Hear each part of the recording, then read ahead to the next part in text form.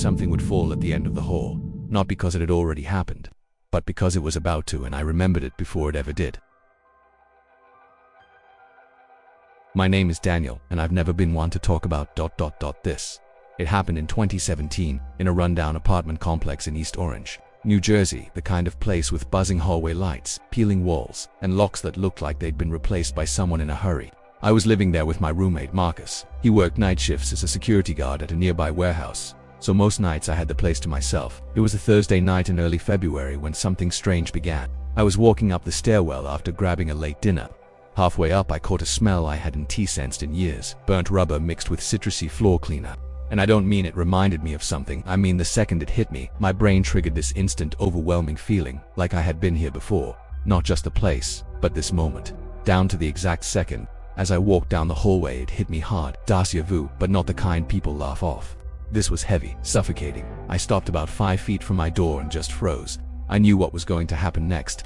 First, the light above me would flicker. Twice. Then a woman downstairs would shout something muffled, followed by laughter. And then, a loud thud at the end of the hall, like something metallic falling. It all played out exactly as I knew it would. Every sound, every second, I just stood there. Not scared yet, just confused. It felt like I had dreamed this, but in the kind of way that you don't forget. That night I kept telling myself it was a fluke, maybe a strong sense memory, nothing more. But then it happened again the next night. I was on the couch watching an old movie and eating leftover Chinese food. And suddenly I knew what scene was about to play. The lines of dialogue, the sound of my phone buzzing on the nightstand, even the siren outside. Every piece of it unfolded exactly as I had already remembered it. That's when I started testing myself. I wrote down details. What Marcus would text before he sent it, when the neighbor's dog would start barking, when the heater would click on and off. I was right, every time. But these weren't memories, not really. They were more like reminders of something that hadn't happened yet. And then came the dream. It started the third night. In the dream, I was lying in bed. The door creaked open. Marcus stood there, pale, soaked in sweat. He said, "There's someone in the building." But the voice sounded wrong, like it was being played through a recording, flat and mechanical. I asked who it was, and he just stared at me. I had that same dream every night for a week. On the seventh night, the dream stopped being a dream. It was exactly 3:12 a.m. I woke up without knowing why, like my body was responding to a silent cue, and then I heard it, the creak of my bedroom door. Just like in the dream, Marcus stood there in the doorway, pale, sweating through his shirt, his eyes wide and unfocused. Then he said, "If there's someone in the building," but this time his voice was real. Still off, still strangely flat, but real. I sat up, heart hammering. "What do you mean?" I asked, my voice shaky. He didn't answer. He just pointed toward the hallway with this strange, almost mechanical motion. I grabbed the aluminum bat I kept near my nightstand, mostly for peace of mind. We stepped out into the hallway, and I immediately noticed something was wrong. The air felt heavier. The lights weren't flickering like usual. They were completely still, not buzzing, not humming, like the entire building was holding its breath. We moved quietly toward the stairwell. The same corridor I had walked 100 times suddenly looked unfamiliar. The corners were too dark. The shadows felt still, like they weren't reacting to us. We called the police. We waited by the stairwell while they checked the building. Nothing was found. No forced entry. No signs of anyone else inside.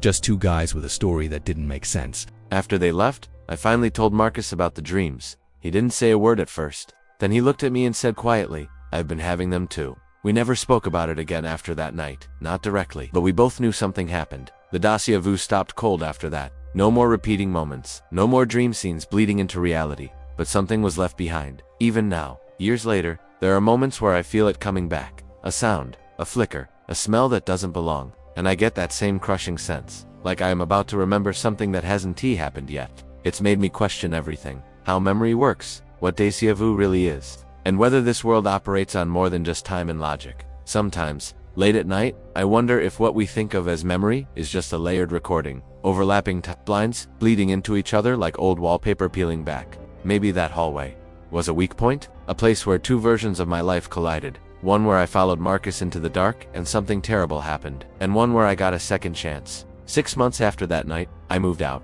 but I still drive past the building sometimes, and every time, I feel it. Like something is tugging at my chest. Not a ghost, not a presence, just a decision I haven't made yet. And every time I get that feeling, I wonder if this version of me is about to remember something too soon.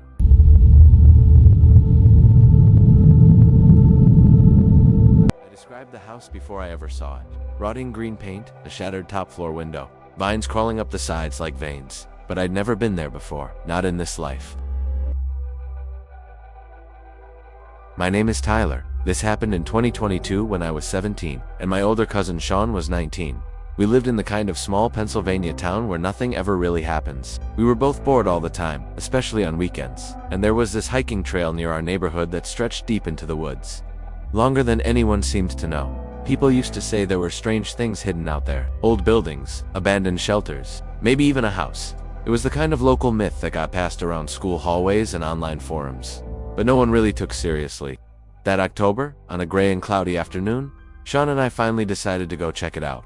We packed water, grabbed our flashlights, told my aunt we were just going hiking, and headed out around 3 p.m. The air was cool, and the leaves had already turned to that dead orange-brown. It looked beautiful, but it felt wrong. Even before we reached the deeper part of the trail, about 10 minutes in, I started feeling strange, like I had done this exact hike before. Same cracked trail, same dumb jokes Sean was making. I even recognized this broken wooden fence post by the path. But that was impossible. I had never gone this far down the trail. At least I didn't think I had. The Déjà Vu grew stronger with each step.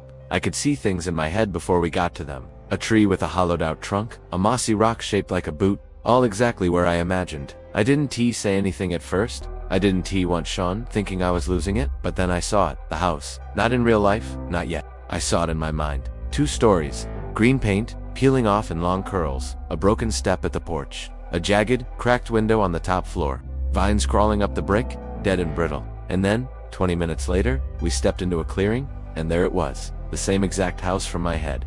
My stomach dropped. Sean walked right up to the porch like it was just another cool find, but I stood there frozen. Everything matched, too perfectly. I asked him, "Does this place look familiar to you?" He said no, laughed a little, asked why. I told him I'd seen it before, but not in real life. In my head, he thought I was messing with him, but I wasn't. We stepped inside. The front door was already cracked open. Inside, it smelled like mold, wet wood, and something old and sour. The air felt heavy, like the walls were holding their breath. And I knew something else too, something that hadn't happened yet. There was someone upstairs. Sean didn't believe me when I said someone was upstairs. He waved it off, telling me the place was abandoned, probably for years. But I wasn't guessing. I knew. Just like I had known the cracked window, the broken porch step, the green peeling paint. I could feel it in my chest like a warning siren. We stepped inside, the floor creaking beneath us like it was sighing under our weight. Dust floated in the air like it had been trapped for decades. There were broken picture frames on the ground, the photos inside too faded to recognize. Furniture draped in stained white sheets lined the walls. The wallpaper was curled and yellowed, like skin peeling from a burn. Sean called out, "Anyone here?" I flinched, my throat dried. Silence. He laughed nervously, shining his flashlight up the stairs.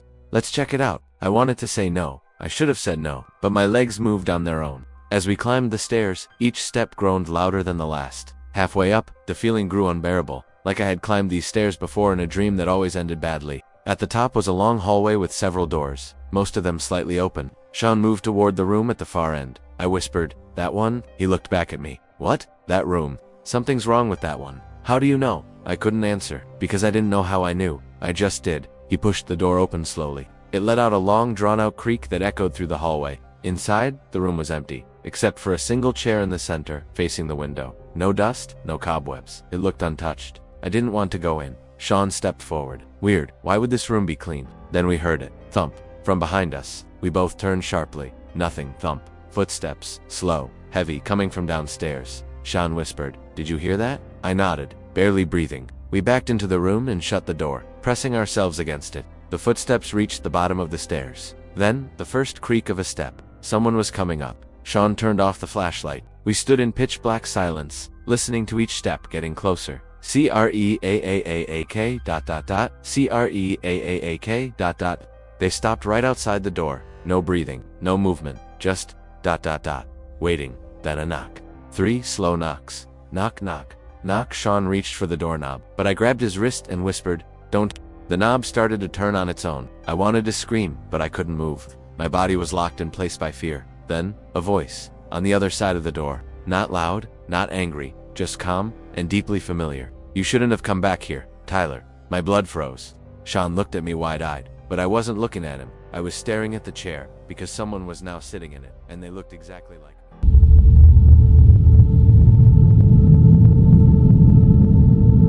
Jonah, and I live alone in a quiet apartment building on the edge of Montgomery. Nothing fancy, just your standard, peeling wallpaper kind of place where everyone minds their business and keeps their doors shut tight. I liked that about it. Peace, privacy, no surprises. At least until the day I saw the painting. It was late, maybe 2:30 in the morning. I couldn't sleep, so I stepped out to grab a soda from the vending machine downstairs.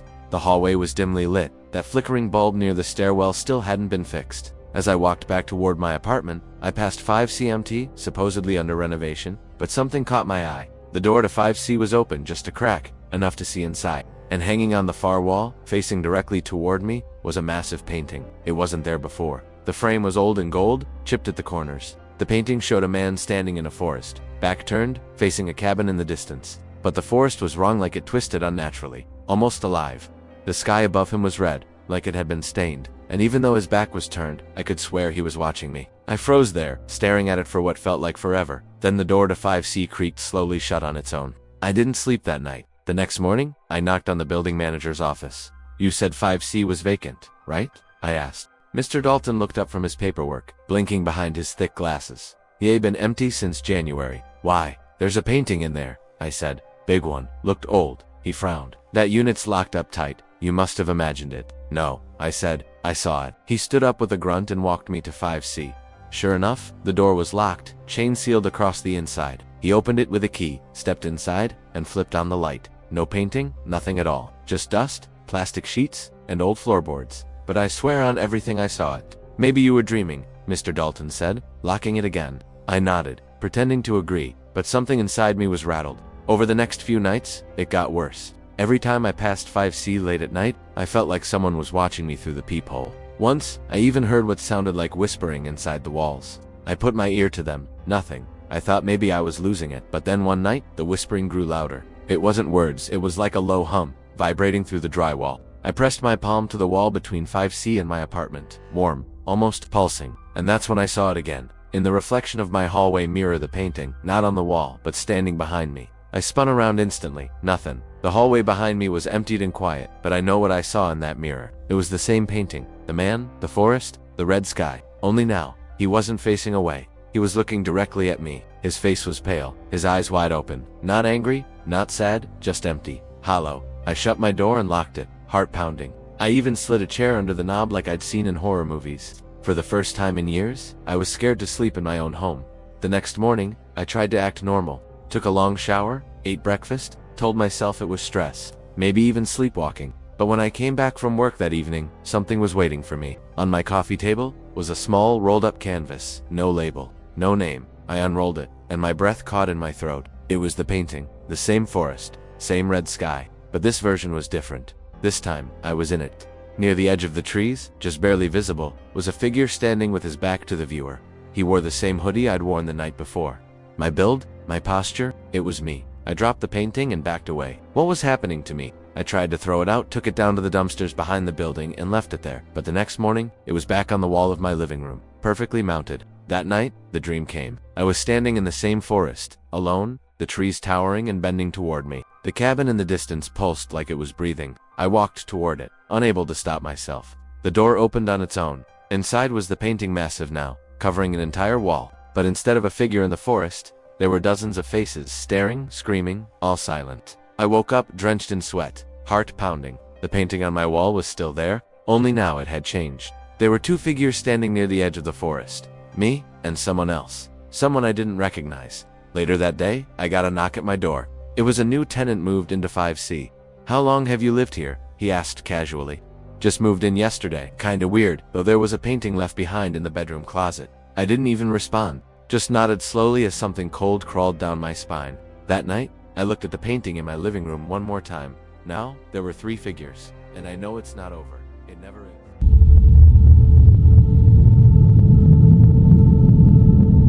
I used to believe Deja Vu was just a brain glitch, your neurons misfiring, giving you a false sense of familiarity. But that changed after what happened last winter. I was driving home from work, snow lightly dusting the windshield, the city quiet beneath a gray sky.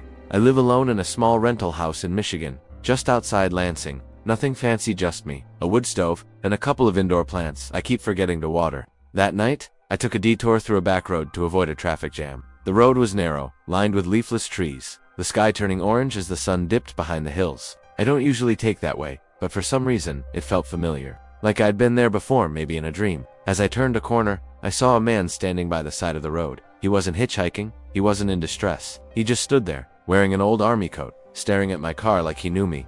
I slowed down, unsure why. Something in me told me to look at him closer. He had this haunted look in his eyes. Pale skin, hollow cheeks, and then he smiled and waved. I passed him slowly, my stomach tightening. I glanced in my rearview mirror. He was still watching me. That night, I had a nightmare. I was in a snow-covered forest, walking slowly, my breath fogging up the freezing air. Everything was quiet, too quiet like sound itself had frozen. And then I heard a whisper behind me. "Brother?" I turned around. It was the man. Same army coat, same face. Only now, his skin looked cracked. His eyes were too wide. His lips moved, but no sound came out. I woke up gasping, heart pounding. It was 3:33 a.m. Over the next few days, I saw him again, not in person, no, in reflections, in store windows, in bus stop glass, even once in my microwave door, just standing in the distance, watching me, unmoving. I tried to convince myself I was hallucinating. Maybe my eyes were tired, maybe I was stressed, but then came the call. I was about to go to bed when my phone rang. The caller ID said, "Unknown." I shouldn't have answered, but I did. At first there was only static, then a whisper, "Brother, it's almost time." My hands went cold. "Who is this?" I asked, trying to sound brave. Silence, then I didn't sleep that night. The next day I drove to the police station to report the call. They checked the logs. There had been no incoming calls on my number at that time. They told me it was probably a scam or a prank, but I knew better. Something had found me, and it believed we were connected.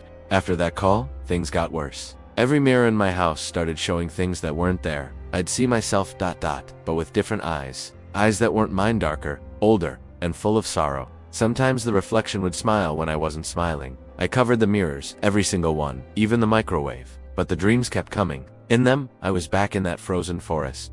I would walk in circles, hearing whispers through the trees, sometimes one voice, sometimes many, always calling me brother. One night, the dream changed. This time, I found a cabin in the woods. Smoke rising from the chimney, a dim light glowing inside. My dream self opened the door slowly. Inside sat the man from the road, hunched over a table. He looked up as I entered. "You left me here," he whispered. "You forgot." I backed away, shaking my head. "I don't know you," I told him. He stood. "Yes, you do. You were me, and I was you." Then he lunged. I woke up screaming. That same morning, I received a package on my porch. No return address, no markings. Inside was a framed photograph. I stared at it, heart hammering. It was a photo of two boys, maybe 10 or 11 years old. One of them looked exactly like me. Not kind of like me, exactly like me. Same eyes, same scar on the chin I got when I fell off my bike. The other boy, the man from the road, just ... younger. On the back of the photo were 4 words, written in shaky handwriting. "We were brothers once." I dropped the frame, the glass shattered. That night, I lit a fire in the backyard and burned the picture. But it didn't help. The next evening, I returned home from work and saw muddy footprints leading from the front door into my living room. I live alone. I grabbed a wrench from the kitchen drawer and followed the prints. My breath shallow, ears ringing. They stopped at the covered mirror in the hallway. My hands trembled as I reached for the cloth. I pulled it away. My reflection wasn't mine. It was him standing inside the mirror, staring at me, smiling. And then, he reached out. His hand pressed against the inside of the glass. Cracks started spreading across the surface like ice. I ran. I haven't been back to that house since. I stayed at a friend's for a few weeks, then moved to a different state. But some nights I still get calls from unknown. I don't answer anymore, and I never look into mirrors longer than a few seconds, because I'm terrified that one day I'll see him again, waiting, and this time, he might not stay on the other side.